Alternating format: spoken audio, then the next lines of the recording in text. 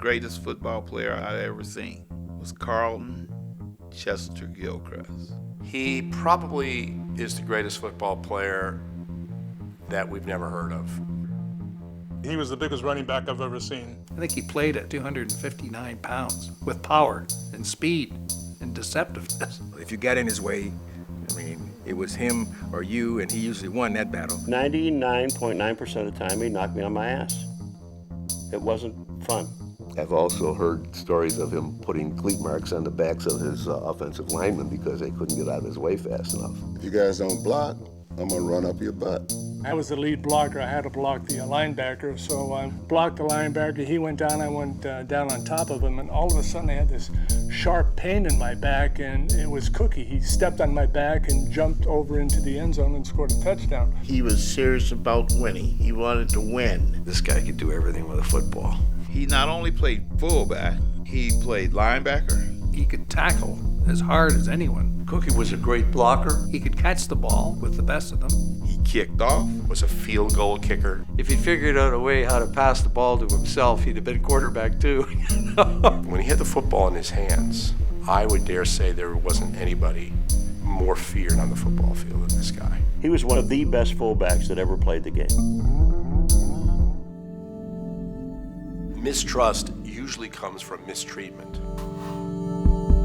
You're talking about in the early 60s in America, where if a black man is even driving in a car with a white woman, they would be stopped, and he was. There were two policemen, and they said, "What are you doing with that nigger?" I thought they were all crazy. I thought they were insane. The hatred terrified me. He was actually thrown into jail for even associating with a white woman.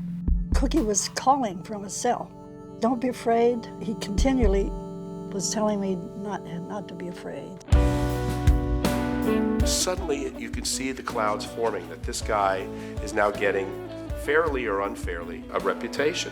Cookie was besieged by devils of maybe some of his own making. He was very strong-minded. As a matter of fact, he was bull-headed. He challenged management at every turn. He had run-ins with coaches. He was angry with Paul Brown. He was angry with Ralph Wilson. Was he angry with himself? People in the league painted him as a malcontent or a bad guy, which he really wasn't. He was just a guy who was beaten down a lot. The late Jack Kemp always viewed Cookie as a misunderstood person and said was one of the great people he's ever known in his life. The thing about Carlton Chester Gilchrist is that he was a guy who was ahead of his time, but at the wrong time. He's certainly ahead of his time in terms of his views of social justice. There's an all-star game in New Orleans, and Cookie and some other players were very poorly treated. I went to get a cab. Cab driver came over and said, "You need a black cab." And Cookie said, "I don't care what color a cab is, I want a cab." And of course, they meant that he had to go in a cab that was reserved for blacks. We've had enough. We're not going to play a down in this town for the American Football League. It's over. We're gone. Cookie said, there comes a time you just absolutely have to take a stance, and we think this is the time. I was 100% behind the guys. It was the beginning of black athletes becoming activists. He had genuine social courage.